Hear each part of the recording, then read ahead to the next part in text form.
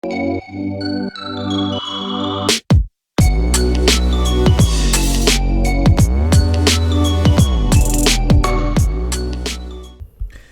good, everybody? Hopefully you guys are doing good. So today we are back with another video, and guys, like I said, I gotta make a confession here again.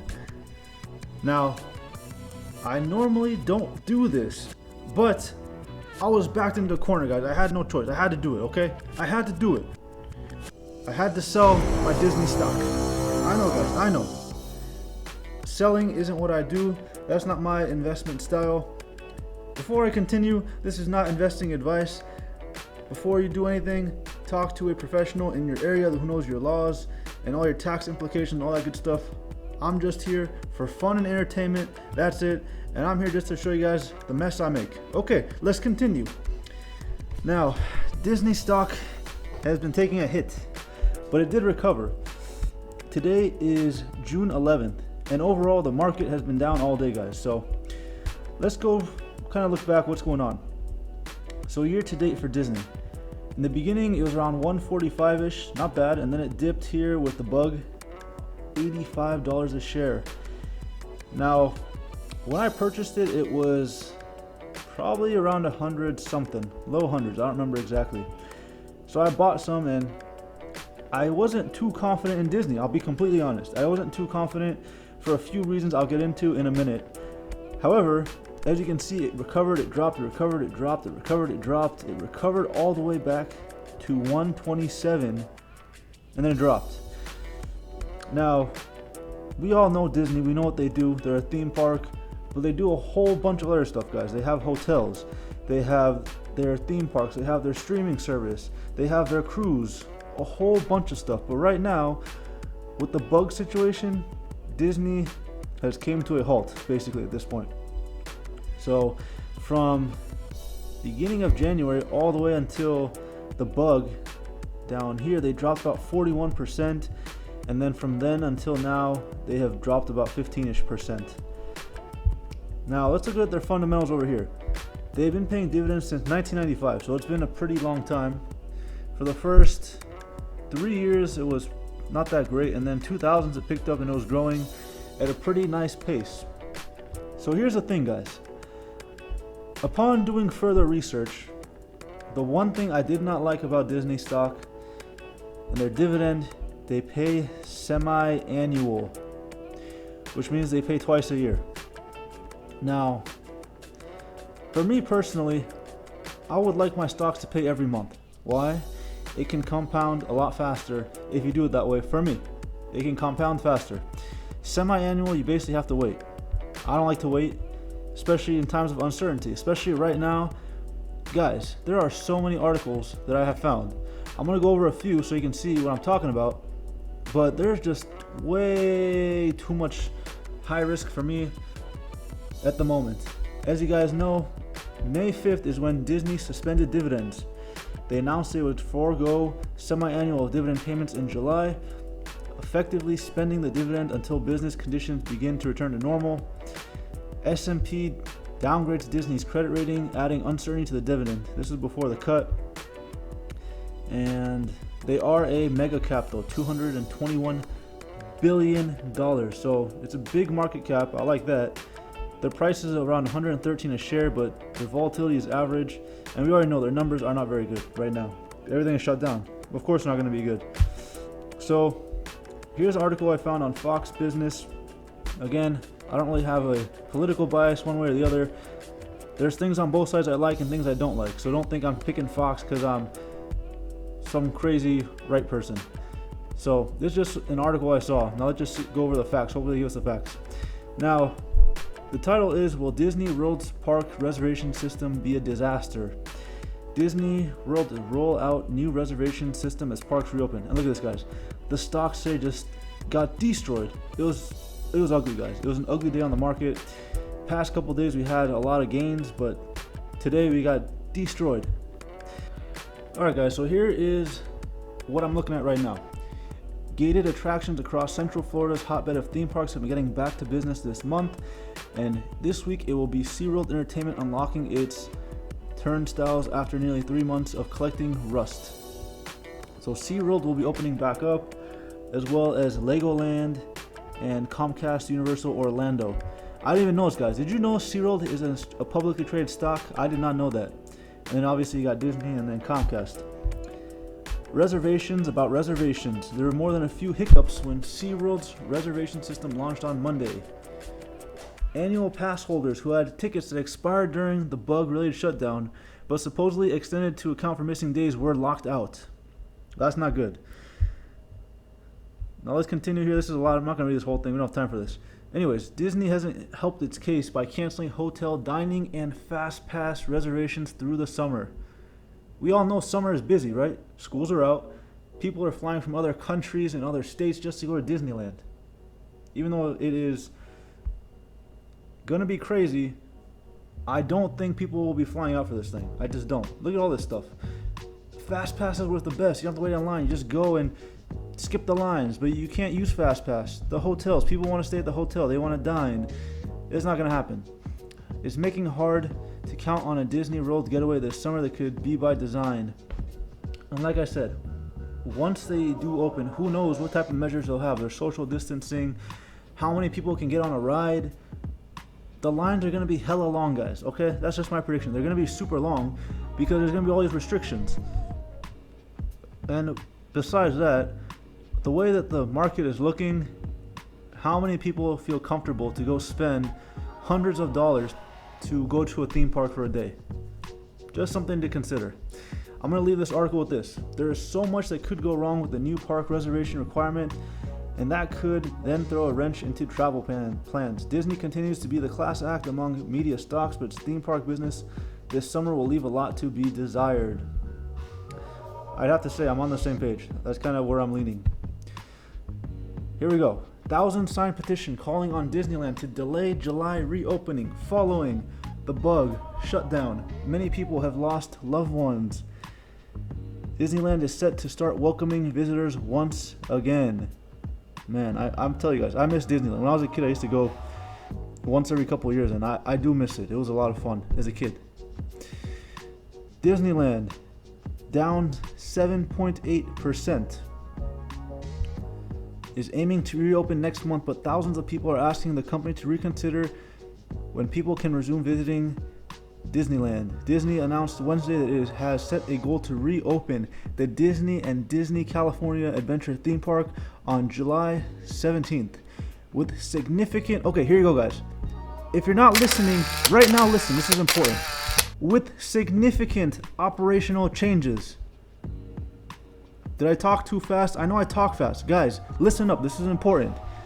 They're set to open July 17th with significant operational changes. The theme parks, which are located in Southern California, have been closed to the public since March 14th as a result of the bug. Oh, geez. This is not good.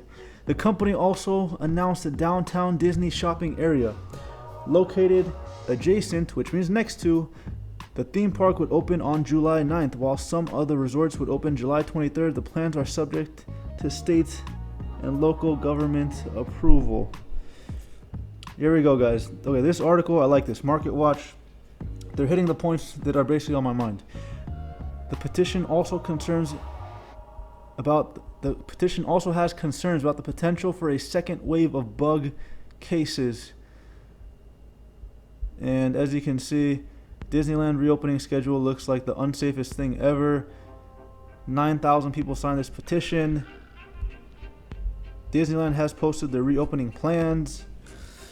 So like I said, guys, this is way too risky for me. Look at this. This is pretty funny, guys. Practice social distancing. Of course, they're not going to have all their rides to max capacity. It's not going to happen, guys. It's going to be partial capacity. And like I said, I can only imagine how long the lines are going to be on top of how long the lines already are when you go to these places. It's going to be freaking crazy. All right, let's continue. Okay, usually the last paragraph sums it up. Okay. Prior to opening its theme park, Disney has instituted a range of temporary new policies and procedures to keep guests and workers healthy. Oh, geez. These include temperature screenings prior to entering the park, the required use of face masks, and the elimination of Experiences like parades, meet and greet, where guests interact closely with Disney characters. I don't know about you guys, but when I was a kid, that was one of my favorite parts, of interacting with Goofy and Donald Duck and Mickey Mouse. Except one time, Goofy took my hat and I was very upset. But that's another story. Let's continue. This is from the Hollywood Reporter. Disneyland analysts estimate attendance needed to make U.S. parks reopening worth it. Exactly, guys.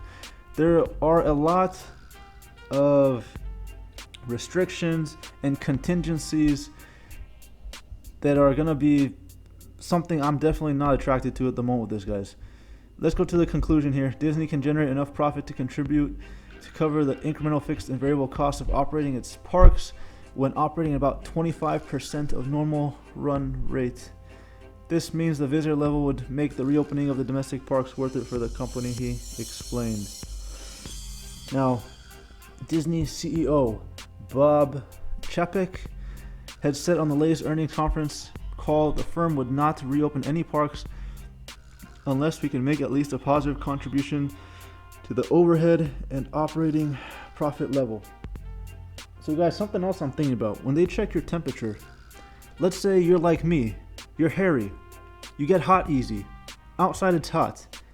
Your temperature might be slightly higher than whatever is recommended. It's possible. Now, you're gonna make all that effort to go down there. They take your temperature, and you a hot dude, because you got a lot of hair like me, or you're a gal who gets very hot because you got a lot of hair or whatever going down, and what are you gonna do? Just walk away and go, and it's gonna create a lot of problems, guys. Trust me, people take their families, and then if one of the family members can't get in, my head is spinning. My head hurts thinking about all this, guys. Now, the last paragraph, I can't pronounce that. Junger also warned investors about a big potential for confusion of statement headlines about reduced capacity, explaining, believe it or not, we estimate Disney domestic parks currently operate at only about 51% of max capacity, theoretically. Hence, for instance, if Disney were to limit capacity to 50% of run rate levels, we estimate it would be operating about 25% of maximum theoretical capacity.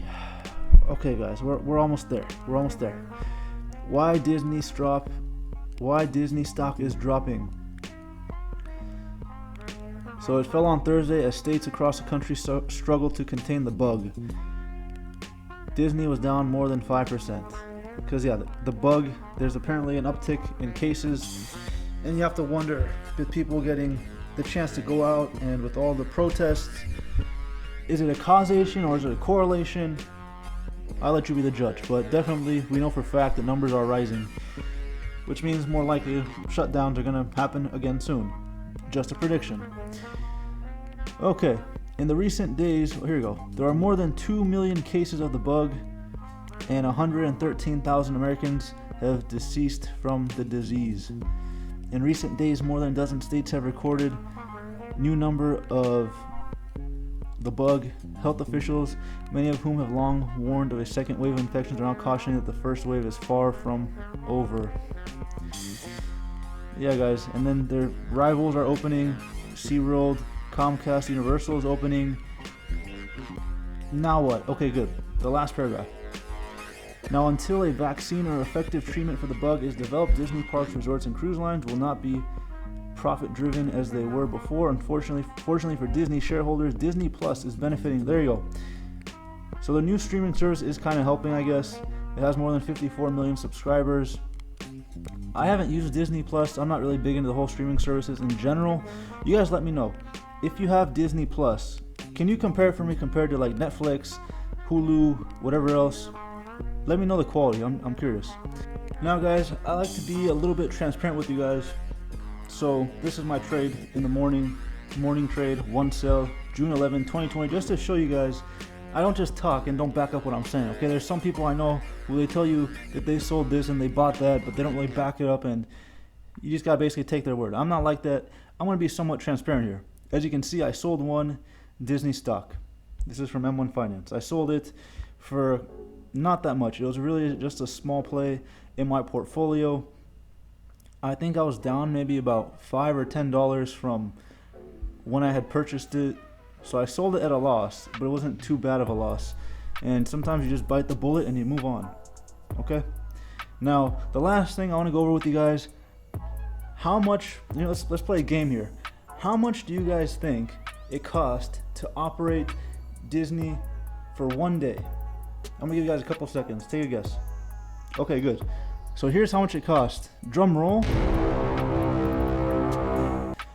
All right. Estimated Disneyland daily operating cost $3.25 million. Operating all of Disney's parks and resort cost about $10.68 billion every year. According to the company's annual report, if the cost to operate was split evenly per park, that would amount to $3.25 million per park per day. That's from Yahoo Finance. Okay guys, so there you have it. Hopefully I helped explain why I am not gonna own Disney stock at the moment. Dividends are suspended. There's a lot of uncertainty with the bug. I don't think people are gonna want to travel and risk their families, and they're gonna have, most people take their kids. They're not gonna risk their kids potentially having something happen to them. And plus, something else too. The whole mask situation, if they said they don't require it, but if they do, it's gonna be hot wearing a mask outside, guys, and just walking around. I'm just saying.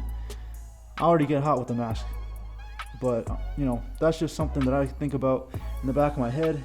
And these other theme parks are opening as well. And you can't use Fast Pass. Just a lot of uncertainty for me at this point in time.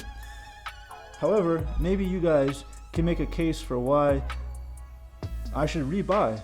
Maybe I should buy it into it again. You guys let me know in the comments below. If there's something convincing, then I will maybe change my mind. But at the moment, this is where I'm at. This is what I'm thinking about when I am purchasing a stock or selling a stock. Again, I don't like to sell often, but when I do sell, there has to be good reason for it. And suspending a dividend, and with all this uncertainty, that's a good reason for me to sell and get out of the stock.